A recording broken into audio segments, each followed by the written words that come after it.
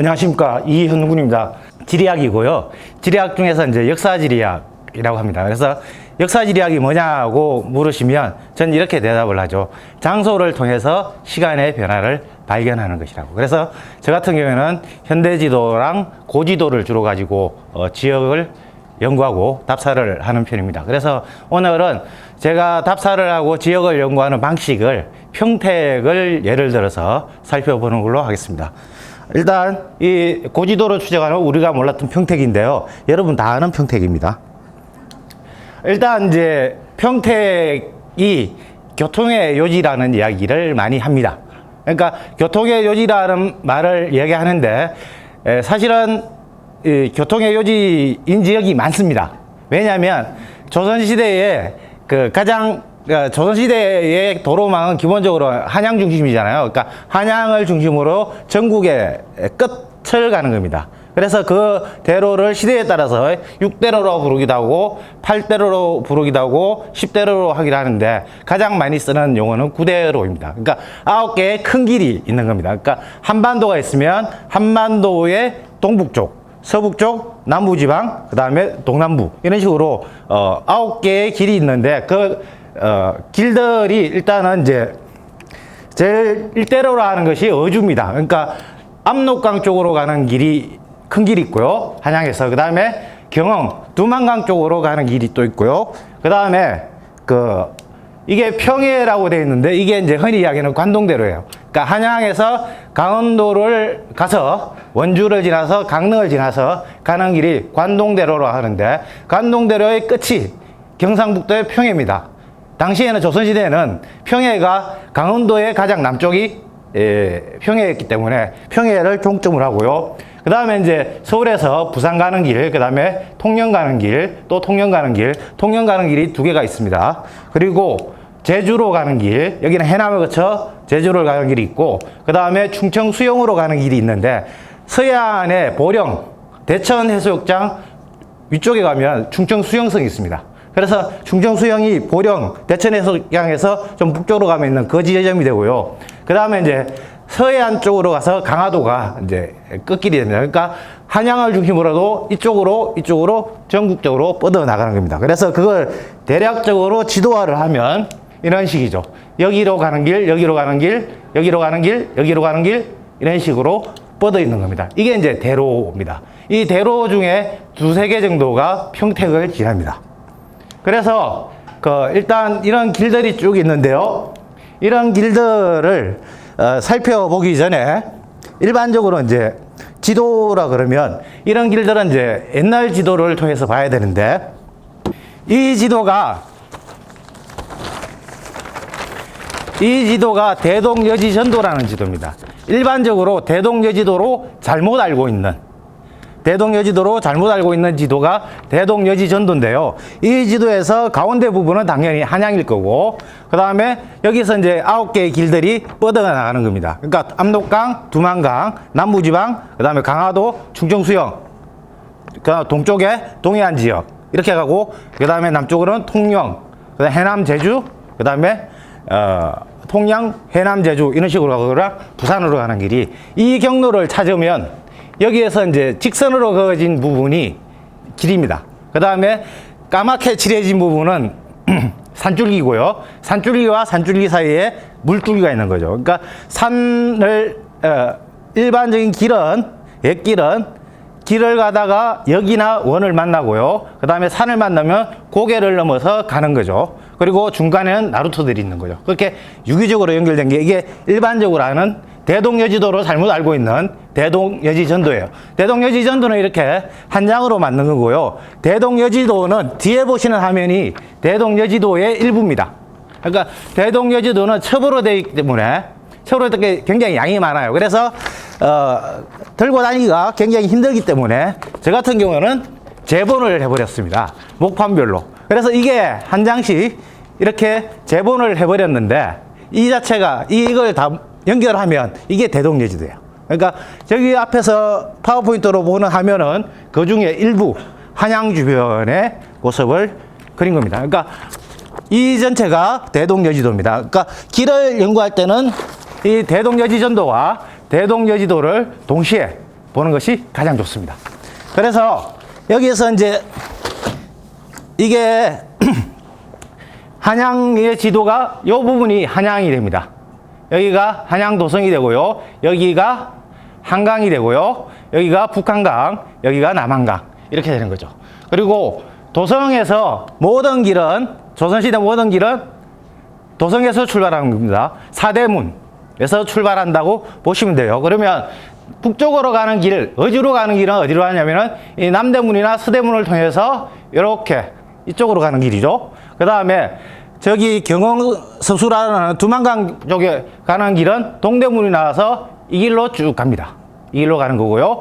그 다음에 관동대로라고 해서 그 영동 지방을 강릉까지 가는 길은 여기 동대문에서 나와서 이렇게 이 길을 따라가는 길입니다. 양근과 지평, 양평을 지나는 길이고요.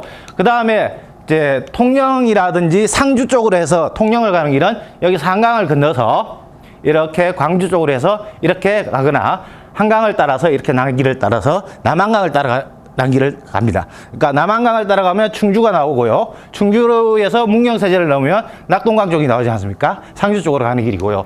그 다음에 이제 강화도 가는 길은 어디냐면은 여기서 남대문이나 서대문을 나와서 양화나루, 양화진을 지나서 이쪽으로 서울로 치면 그 양천구 방향으로 가서 김포 쪽으로 가는 길이 이제 강화도 가는 길이고요. 그 다음에 남부지방, 흔히 이야기하는 삼남지방으로 가는 길은 여기에 노량나루트나 동작나루트를 건너서 남쪽으로 가는 길입니다. 그래서 과천이 여기 나오는 겁니다. 이 길이 흔히 이야기하는 삼남대로, 많이 이야기하는 충청도, 전라도, 경상도 가는 길도 이렇게 해서 갈 수가 있습니다. 과천, 수원 이렇게 남쪽으로 과천에서 과천을 지나서 수원을 지나면 그 다음에 이제 쭉 내려다 보면 진이랑 평택이 등장을 하는 겁니다. 그래서 이 길을 따라 쭉 가면 잘 보이지는 않지만 여기가 진이가 여기가 됩니다. 진이가 여기가 되고요. 여기가 평택입니다. 이게 대동여 지도는 길은 이제 기본적으로 이렇게 산줄기 같은 경우에는 이렇게 산줄기는 맥의 형태로 산줄기를 이렇게 그려 놓은 거고요. 이런 것들이 산줄기입니다. 산줄기들이 이렇게 그려지고요.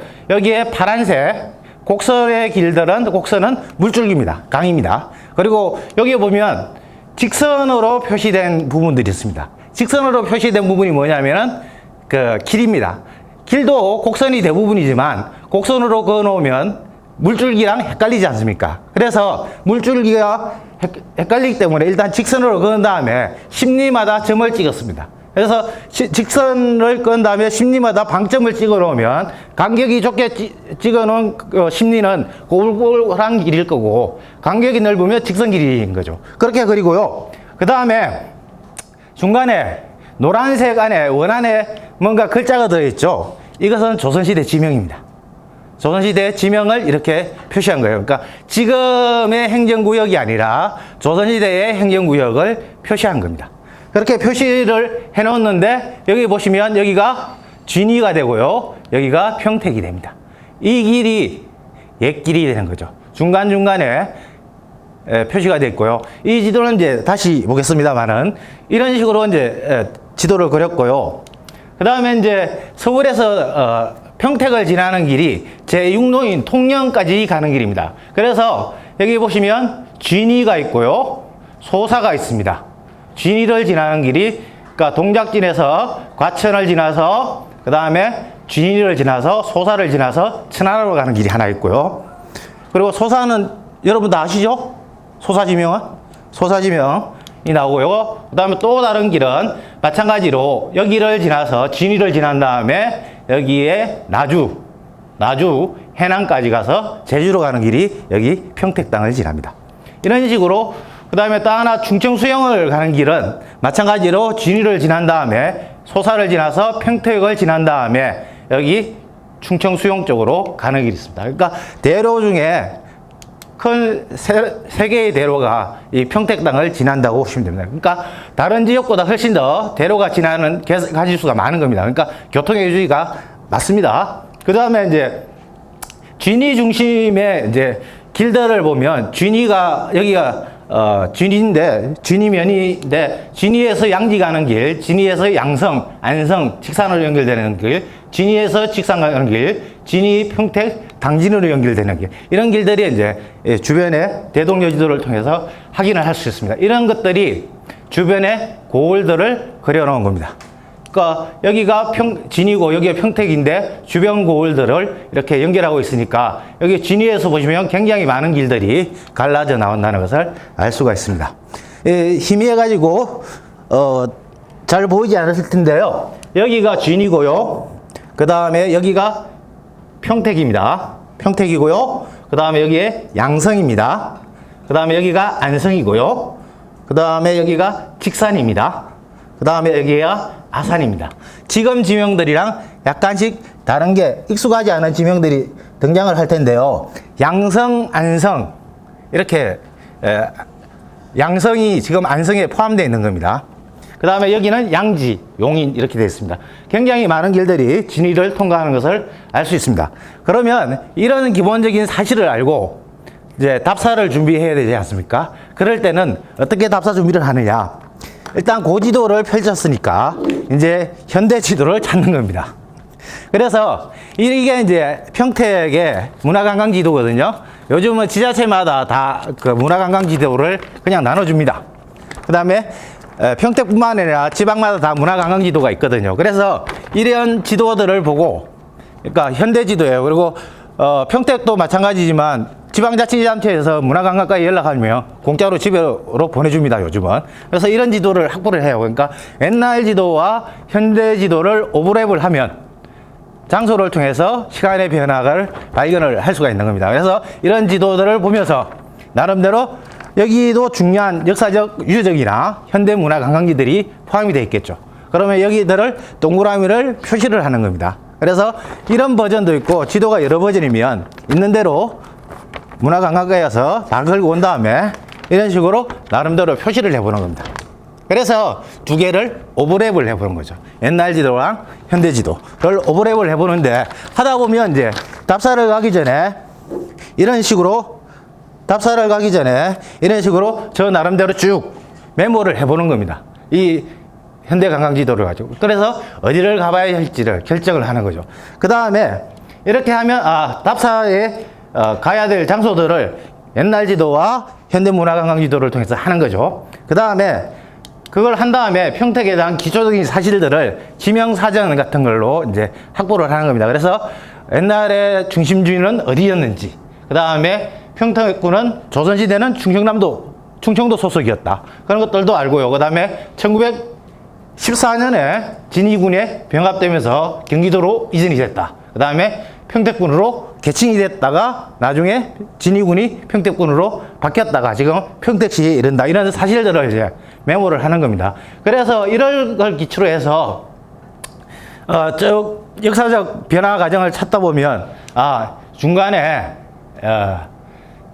진위군이 1930년에 평택군으로 바꿨구나. 그 다음에 송탄시가 이제 1991년에 송탄시가 생겼구나. 이런 사실들을 알고요. 그 다음에 1995년이 지방자치제를 실시하면서 이제 통합시를 만드는 과정에서 여기가 송탄시는 없어지고 다시 통합됐구나. 평택시래요. 이런 사실들을 이제 기록을 하는 겁니다. 그 다음에 이제 답사를 가는데요.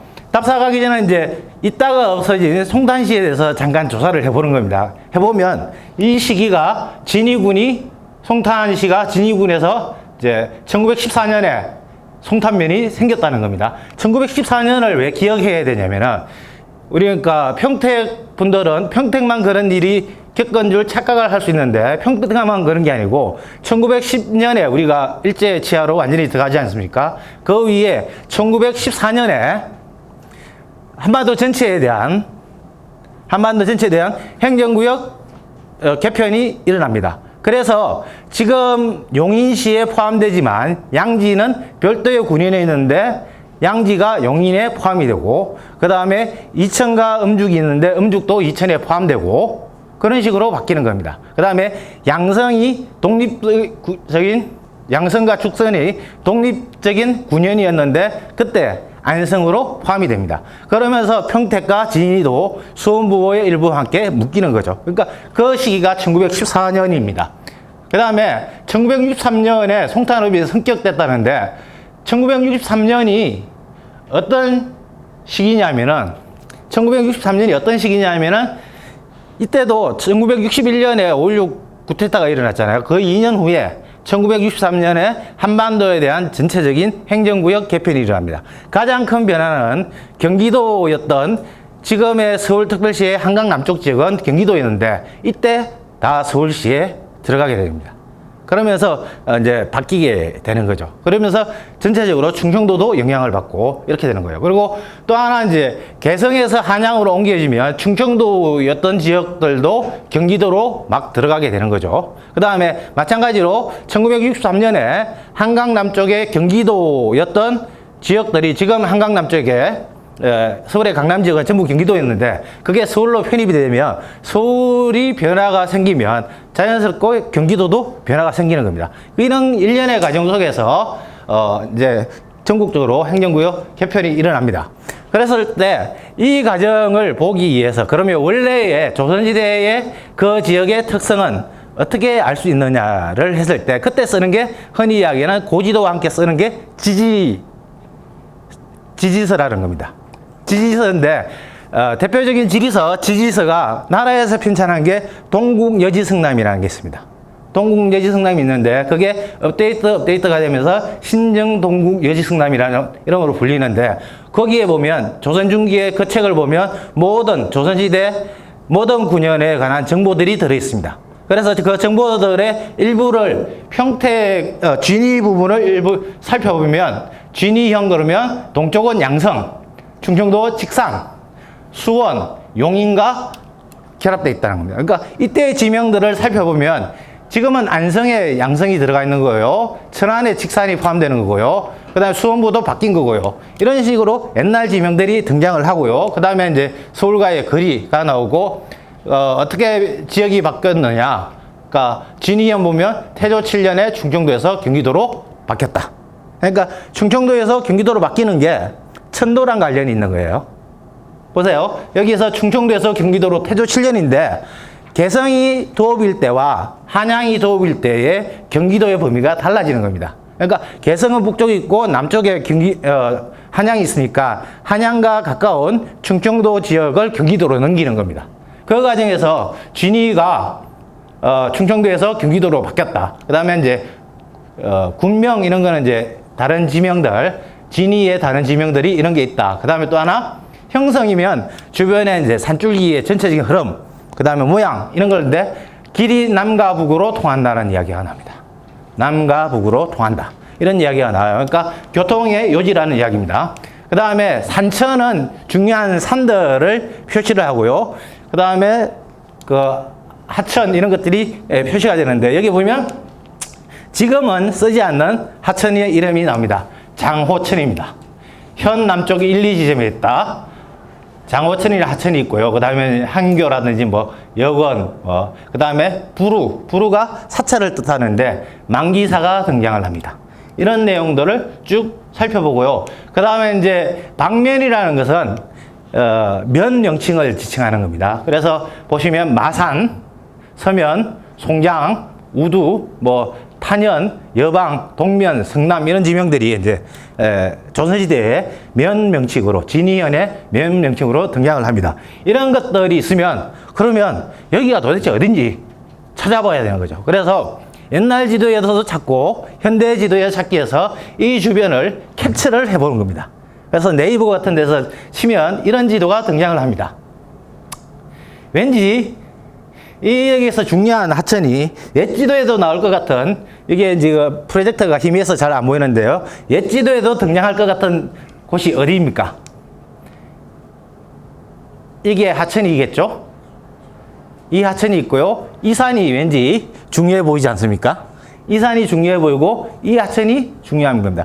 그리고 기본적으로 우리나라는 산과 하천을 중심으로 마을이 입지를 하잖아요. 동네 중심이 흔히 이야기하는 배산임수라는 지명이 그건데요. 배산임수로 이야기하는데 그러면 여러분의 학교 교과에도 대부분 산이랑 강 이름이 나옵니다.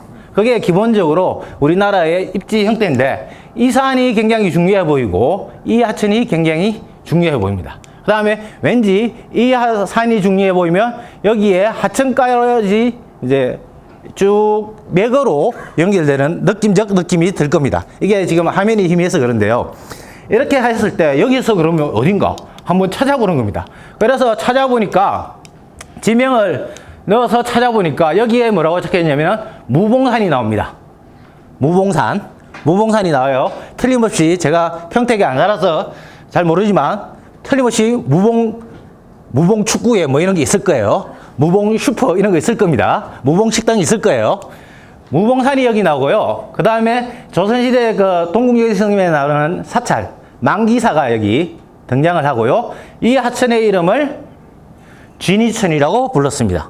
근데 동국여지성남에서 보면 그 중요한 쥐니의 중요한 하천을 장호천으로 표시를 하지 않았습니까? 그러면 여기서 아무리 봐도 여기가 제일 중요해 보이는데 이 장호천이 쥐니천으로 짐작을 할 수 있는 거죠.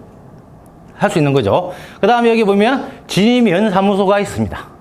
이렇게 되어 있습니다.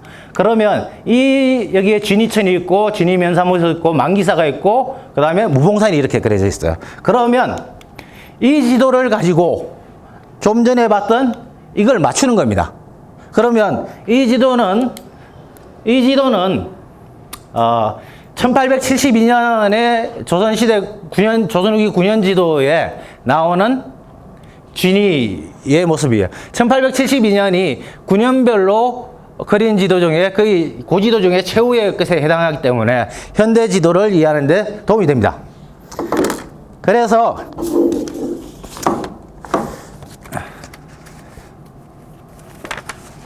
실제 지도가 어떻게 생겼는지 제가 보여드리기 위해서 이 더운 날 이걸 들고 왔습니다. 이 지도가 아니요. 이 지도가 조선시대 쥐니현 지도입니다. 이 뒤에 있는 지도는 화일이고요. 이 지도가 조선시대 쥐니 지도예요. 이 지도가 쥐니 지도인데 이 지도를 보시면 이 지도와 좀 전에 봤던 그 네이버 지도를 맞춰 나가는 겁니다. 그랬을 때 여기 보시면 이 산 잠깐만요. 보시죠. 여기가 굉장히 중요했죠. 여기 면사무소 있고요. 그 다음에 망기사가 있고요. 쥐니천이랍니다. 여기 산 하천이 있습니다. 그러면 이 지도에서 찾는 겁니다. 이 산이 무슨 산이겠습니까? 무봉산이겠죠. 그 다음에 이 하천이 뭐겠습니까? 쥐니천이겠죠. 그 다음에 여기 빨간색이 뭡니까? 길이 되겠죠. 그 다음에 여기가 뭡니까? 관아들이죠. 무봉산의 맥이 내려온 지점에 관아들이 있는 거고요. 이렇게 온폭 파고 있고 별도의 형국에 또 집이 하나 더 있습니다. 여기도 왠지 있어 보이는 집이죠. 이렇게 그려졌습니다. 그 다음에 중간중간에 지명들이 등장을 할 거고 그 다음에 이제 면 명칭이 등장을 할 겁니다. 그래서 좀 더 확대를 해서 살펴보면 여기에 딱 찾아보면 쥐니 향교가 여기 등장을 합니다. 쥐니 초등학교와 쥐니 면사무소가 등장을 합니다. 그 다음에 여기에 산줄기들이 이렇게 그려져 있습니다. 이렇게 산줄기들이 그려져 있고 이 산줄기 있는 이런 산줄기 사이에 쥐니 면사무소와 쥐니 초등학교가 있고 별도의 행국에 쥐니 향교가 그려져 있습니다. 그렇게 봤을 때 이 산 아래에 있던 이 지역 쥐니 면사무소와 쥐니 초등학교 부근이 옛날 관아들이 있던 장소고 여기에 이게 향교는 별도의 형국에서 그려져 있는 것을 확인할 수 있습니다. 그래서 이 지도를 상세히 읽어보면 여기가 망기사라는 절이 있습니다. 여기에 무봉산이고요. 망기사 절이 있고 여기에 향교가 이렇게 그려져 있습니다. 그러니까 옛날 지도와 현대 지도를 비교해보는 게 그렇게 어렵지 않다는 거고요. 그 다음에 여기에 이제 여기가 장호천으로 되어 있는 하천이 고지도에는 장호천인데 이 하천이 지금의 쥐니천인 거고요. 여기에 길이 있는데 여기에 대로라고 적혀 있습니다. 조선시대 구대로 중에 구대로 할 때 그 대로입니다. 대로를 적어놨고 한자로 통삼남이라고 적어놨습니다. 삼남지방으로 통한다. 그런 걸로 설명을 해뒀고요. 그 다음에 여기 보시면 이제 여기 있는 지명들이 면 지명들을 그러니까 진위에 면 지명들을 넣은 겁니다. 그래서 여기 보면 마산면, 여방면, 병파면, 송량면, 일북면, 이북면, 이서면, 일서면이죠. 기본적으로는 중심부에서 동면, 서면, 남면, 북면 이게 기본적으로 되고요. 별도의 이름을 만들기도 하지만 서면이 나눠지면 일서면, 이서면이 되고 북면을 나누면 일북면, 이북면이 되는 겁니다. 그런 식으로 바뀌고요. 그 다음에 여기 보시면 송장면이 있고요. 1탄면이 있고 2탄면이 있습니다. 뭔가 느껴지는 게 없습니까? 여기를 다 합하면 지명이 생각나는 게 없습니까? 송장면과 1탄면, 2탄면 합하면 송탄이 되는 거죠. 송탄이 이 지역을 말하는 걸로 알 수 있습니다. 그 다음에 이건 이제 진위현청의 트고요. 진위면사무소. 그 다음에 이거는 진위향교의 모습입니다. 갈 길이 바빠서 넘어갑니다. 평택입니다. 평택은 다 빼고요. 이게 평택 지도입니다. 평택은 조선시대에는 충청도였으니까 이렇게 충청도편에 평택이 나옵니다. 이 지도가 평택인 겁니다. 그러니까 평택과 진위가 있었는데 진위는 경기도, 평택은 충청도에 있는데 평택이 진위에 포함되면서 진위군이 됐다가 진위군이 다시 평택군이 됐다가 평택군이 평택시가 된 거로 생각을 하시면 돼요. 이게 평택의 옛날 지도예요. 옛날 지도를 가지고 똑같은 방식으로 진위와 마찬가지로 살펴보면 이게 평택에 뭔가 있을 것 같은 중심부 지역을 이제 찾아본 겁니다. 내부에 찾아보니까 이런 지도가 나와요. 왠지 여기가 이 산이 뭔가 있어 보이고 여기 보니까 뭐 성이 하나 있고 그 다음에 이 개발이 막 된다고 해서 집들이 막 생겼습니다. 이 지역이 어딘가 이제 살펴보면 여기가 부용산이 이 산입니다. 부용산이 있고요. 현대지도만 그냥 봅니다. 부용산이 여기 있고요. 여기 보니까 팽성읍 행정복지센터, 팽성읍 사무소가 있고요. 그 다음에 여기 보면 삼거리가 있습니다. 여기 삼거리가 있고요. 그 다음에 쭉 살펴보니까 대충 보니까 여기에 아파트가 있는데 아파트 이름이 향교 아파트예요. 향교 아파트가 있어요. 그 다음에 농성공원이 있습니다. 확대하기 전에 이런 모습이면 이 근처에 향교 앞에 향교 아파트가 있지 않겠습니까? 그런 걸 이제 미루어 짐작을 해보는 겁니다. 해보다가 좀 더 확대를 해서 살펴보니까 이런 게 나오죠. 평성읍 행정복지센터 옆에 평성읍 객사가 나옵니다. 객사가 나오고요. 여기 보면 향교가 이렇게 등장을 합니다. 이 지역과 이제 고지도를 맞추는 거죠. 그래서 딱 찾아보니까 평택에서 찾아보니까 바로 이 산, 부용산이 딱 나옵니다. 부용산이 나오고요. 그 다음에 여기에 부용산 아래에 동원과 객사가 등장을 합니다. 동원과 객사가 등장을 하고요. 객사는 평성읍 객사겠죠. 그 다음에 동원쯤이 아마 평성읍 사무소 근방이 동원이 있지 않았을까 그렇게 짐작을 합니다. 그 다음에 향교가 여기에 있습니다. 그러니까 이 향교의 이름을 따서 향교 아파트가 그 앞에 있는 것이고요. 그 다음에 여기 토성이라고 되어 있는데 토성이 아까 옛날 지도에 등장하는 이 토성이 현대 지도에 등장하는 농성공원이라고 짐작을 쉽게 할 수 있는 거죠. 이게 중요한 그런 장소들이고 또 하나는 이제 남산이 등장을 합니다. 남산은 우리나라에 399개가 있습니다. 모든 동네에 남산이 다 있어요. 남산이 없는 동네가 있어요. 그런 동네는 앞산이 있습니다. 그게 남산이 그러니까 자청용 우베쿠 뭐 그런 이야기가 있으니까 그게 이제 뒤에 부용산 같은 산이 있으면 남쪽에 산이 있고 분지 형태로 전통 도시를 만들기 때문에 그렇습니다. 그래서 이 중간중간에 이제 살펴보면 면 이름을 보면 현내면이 팽성읍이 됐겠죠. 그러니까 현이 있으면 현의 중심항구에 있는 그 현내면이 있고 동면, 남면, 북면, 그 다음에 서면 이런 식으로 배치가 되는 겁니다. 이런 식으로 이제 배치를 하는 거고요.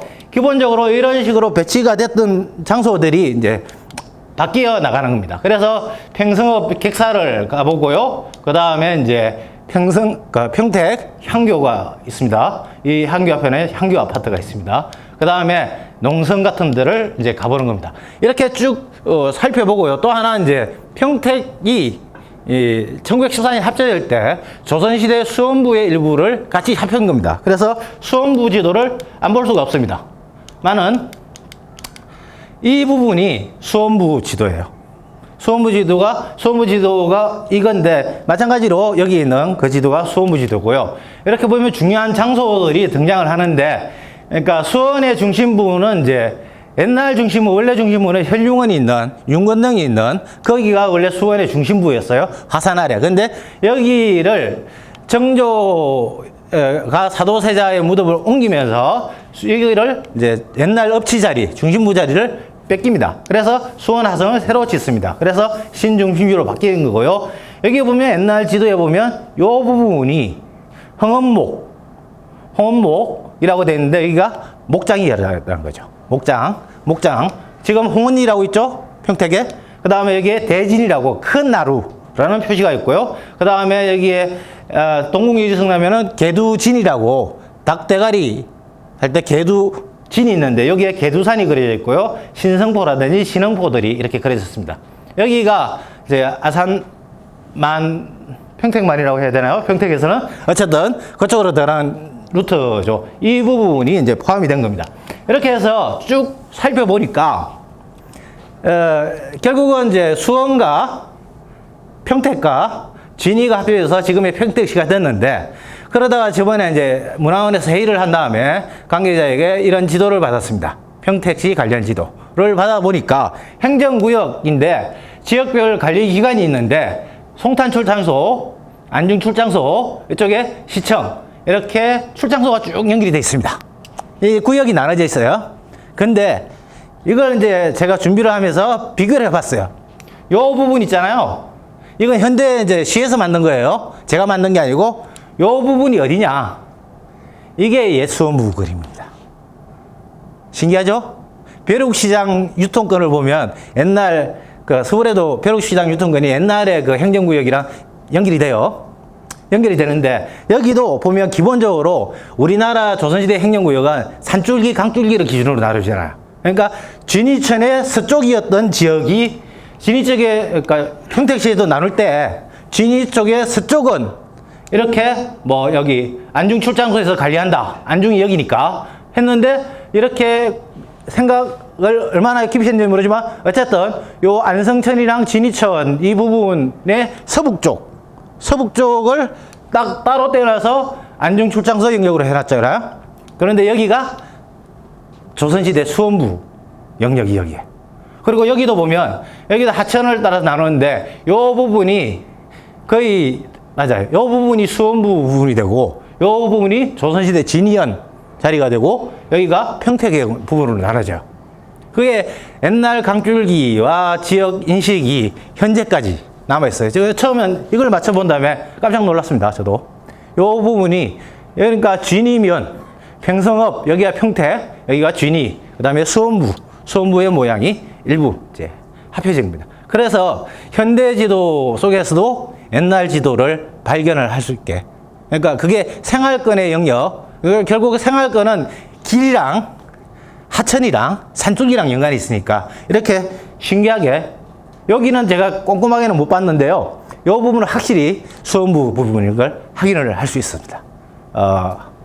시간 관계상 일단 저는 여기까지만 이야기하겠습니다. 예, 수고하셨습니다.